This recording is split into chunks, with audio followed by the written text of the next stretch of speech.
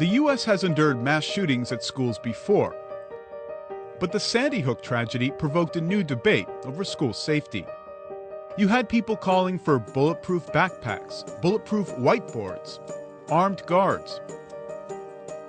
Meanwhile, the U.S. government updated its guidelines for schools dealing with an active shooter. Notice "run" here. That's a new recommendation, instead of just staying in place. All of this can begin with just one word: lockdown.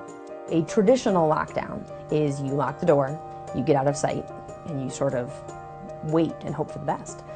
Because a lot of times that's really all that comes across the PA is lockdown, lockdown.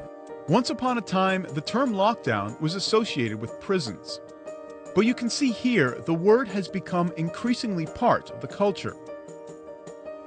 There isn't an official database of every lockdown in America, but based on news reports, the BBC counted at least 130 lockdowns in schools and colleges over the past month.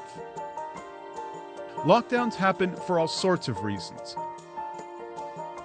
In fact, 62% were in response to situations unrelated to an actual school. Maybe there was a bank robbery or police chase nearby, and schools were just taking precautions. But when you're in the building, it may be tough to know at the time. It's very easy for people to get panicky very quickly. And if all I communicate to people is we're going into a lockdown, their responses can run the whole gamut of I might die today to, well, it's probably not that big of a deal. The problem is inconsistency. And there's inconsistency in application, there's inconsistency in the way that people are approaching these things. The chance of a child being killed in a homicide at school remains extremely, extremely rare.